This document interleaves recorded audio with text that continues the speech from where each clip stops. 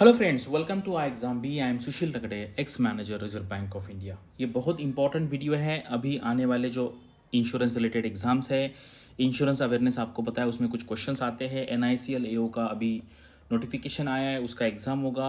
IRDA grade A में phase 1 में भी कुछ क्वेश्चन आएंगे, फेज़ 2 में भी आएंगे। इंटरव्यू के लिए भी फ़ायदा होगा। और आने वाले जो कोई भी इंटरव्यूज़ है जो इंश्योरेंस कंपनी के होंगे, अभी LIC का हो सकता है या कोई जनरल इंश्योरेंस का हो सकता है, वहाँ पर आपको ये वीडियो में जो मैं कंटेंट बता रहा हूँ वो आपको पता होना बहुत ज़रूरी है। तो वीडियो स्टार्ट करने से पहले आपको यहाँ पर कमेंट सेक्शन में लिखना है। खुद का अंडरस्टैंडिंग भी आप चेक कर सकते हैं कि अगर हम प्रीमियम कलेक्शन की बात करें, हमारे यहाँ पे 4 कंपनीज़ हैं जिसको हम public sector general insurance companies कहते हैं। जैसे आपको पता है NICL है, उसके बाद NICL है, दोनों में कन्फ्यूजन नहीं करना है। OICL है एंड UIICL है। तो यहाँ पे नंबर 1 कंपनी कौन सी होंगी, सबको मुझे लगता है 99% लोगों को आइडिया है। नंबर 2 पे कौन है वो थोड़ा सा आपको लॉजिक लगाना पड़ेगा, या अगर आपको पता है तो अच्छी बात है।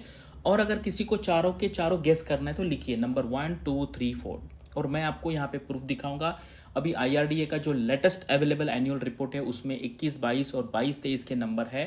23 24 के नंबर अभी IRDA के एनुअल रिपोर्ट में नहीं आया है। उसके लिए मेरे पास एक इंश्योरेंस टाइम काइंड का एक जर्नल है, उसमें से मैंने लिया हुआ है। ठीक है, अगर आपके पास कोई डेटा है, अगर आपको इसमें कुछ डिस्क्रिपेंसी लगती है तो आप कमेंट सेक्शन में यहाँ पे बता सकते हैं। तो चलो यहाँ पे वीडियो स्टार्ट करते हैं। तो ये भी एक हम यहाँ पे क्वेश्चन देख लेंगे कि ये 4 जनरल इंश्योरेंस कंपनी हमारे जो 4 मेट्रो सिटीज़ है वहाँ पे है, तो इसको याद कैसे रखा जाए। आप में से बहुत सारे लोगों को पता होगा, अगर किसी को नहीं पता तो मैं एक शॉर्ट ट्रिक बता देता हूँ जिससे आप लाइफ टाइम में कभी नहीं भूलेंगे। ठीक है, जैसे आपको पता है हमारा इंडिया का कैपिटल क्या है, इंडिया का कैपिटल दिल्ली है। तो अगर हम ऐसा एक सर्कल निकालेंगे कि भाई ये हमारा इंडिया का कैपिटल है, ये बन गया हमारा O। ठीक है, O यानी कि पूरा कंट्री, वहाँ पे क्या है, OICL है।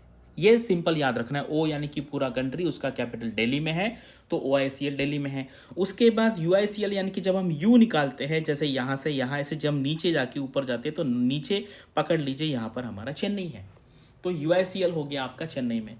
ये और आपको देखो कभी भी 4 चीज़ें याद रखनी है आपको, तो आपको 3 ही याद रखनी, चौथी ऑटोमेटिक हो जाएगी। तो 2 का मैंने लॉजिक बता दिया। और आपको एक याद रखना है कि भाई न्यू इंडिया कहाँ पे है, न्यू इंडिया है मुंबई में, और बाकी रिमेनिंग फिर आ गया कलकत्ता में। तो ये इसको याद रखने की ज़रूरत नहीं है, ये ऑटोमेटिक चौथा आ जाएगा। ये मैंने आपको ट्रिक बता दिया है। और बस याद एक रखना है कि भाई न्यू इंडिया का कहाँ पे, कोई पूछता है तो मुंबई याद रखना है। तो हो गया। अभी बिल्कुल भी आप कभी भी लाइफ टाइम में नहीं भूलेंगे। और आप जब पढ़ाई कर रहे हैं, अगर आप इस तरीके से पढ़ाई नहीं कर रहे और आप छोड़ दे रहे कि नहीं मुझे याद आ जाएगा, तो आपको एग्जाम में कभी भी याद नहीं आएगा, आपको कन्फ्यूजन होगा। ऐसी बहुत सारी ट्रिक्स होती जो चीज़ें याद रखने की, और हमें इस तरीके से याद रखना है कि भाई कभी भूलेंगे नहीं। अभी ये जो चीज़ मैंने आपको बताई ये आप कभी नहीं भूलेंगे। 10 साल के बाद भी कोई पूछेगा, 15 साल के बाद भी पूछेगा तो नहीं भूलेंगे। अदरवाइज लोगों को कन्फ्यूजन कभी कभी इसमें होता है। तो चलो आगे चलते हैं। अब यहाँ पे देखते हैं, ये है IRDA का एनुअल रिपोर्ट। ये देखो एनुअल रिपोर्ट है 22-23 का IRDA का।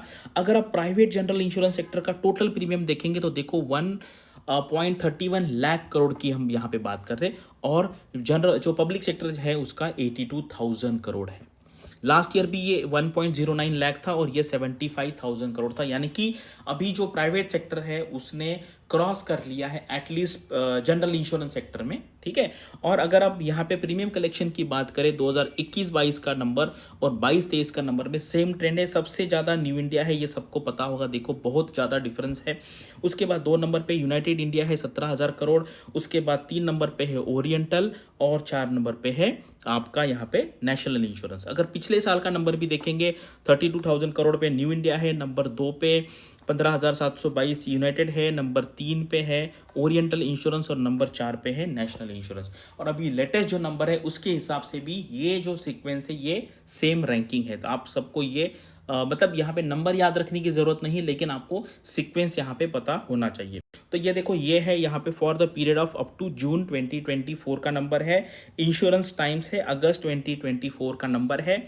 अभी किसी ने मुझे यहाँ पे भेजा, हमारा एक ग्रुप है जो हम आई एम कैलकाटा से जो हमने एडवांस मैनेजमेंट प्रोग्राम किया है। वहाँ पे काफ़ी सारे लोग इंश्योरेंस सेक्टर से भी आए थे, फिनटेक और मेरा जो ब्लॉकचेन कोर्स के लिए। तो वहाँ पर ये किसी ने पोस्ट किया था, तो वहाँ से मैंने ये लिया है।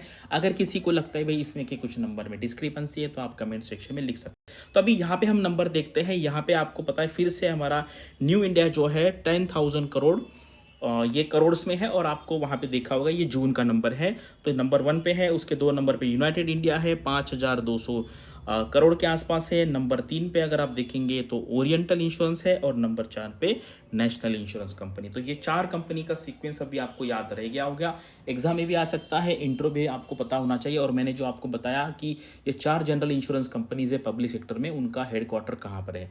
बाकी भी अगर आपको इंश्योरेंस रिलेटेड कोई इन्फॉर्मेशन चाहिए तो कमेंट सेक्शन में लिखिए। अगर मुझे मतलब टाइम मिलता है और कोई अच्छा कंटेंट मिलता है तो मैं डेफिनेटली वहाँ पे वीडियो बनाने का ट्राई करूँगा। और इसमें देखो इंश्योरेंस सेक्टर जो है ना काम करने के लिए बहुत अच्छा है। इंडिया में इंश्योरेंस सेक्टर में बहुत स्कोप है। आज की डेट में अगर आप देखेंगे इंश्योरेंस पेनिट्रेशन, इंश्योरेंस डेंसिटी, ये तो बहुत इंपॉर्टेंट कंसेप्ट है। इसके ऊपर मैं अगले वीडियो में बताऊंगा। ये अगर आप देखेंगे तो इंडिया का as compare to western world या बाकी कंट्री के कंपैरिजन में बहुत कम है। तो यहाँ पे स्कोप बहुत ज़्यादा है। तो आप अभी अगर इनिशियली आपको गवर्नमेंट जॉब मिलता है तो जाने का ट्राई कीजिए। अदरवाइज अगर आप प्राइवेट सेक्टर में भी जाते हैं, काम करते हैं, तो आगे आने वाले टाइम में लेटरल एंट्री, आपको पता है आईआरडी में भी हुआ था, बाकी सारे कंपनीज में लेटरल एंट्री का भी ट्रेंड धीरे धीरे आएगा और आगे बढ़ेगा काफ़ी। तो उसमें आपको वर्क एक्सपीरियंस का फ़ायदा होगा। घर पर बैठ के सिर्फ 1 2 3 4 5 6 7 8 9 10 साल तक पढ़ाई करने का कोई मतलब नहीं है। आपको साइड बाय साइड मतलब जो जॉब भी करना है और बाद में आपको एग्ज़ाम का प्रिपरेशन भी करना है। अगर आप फुल टाइम भी प्रिपरेशन करें तो मैंने कभी देखा नहीं भी कोई 17-18 घंटे पढ़ाई कर रहा है।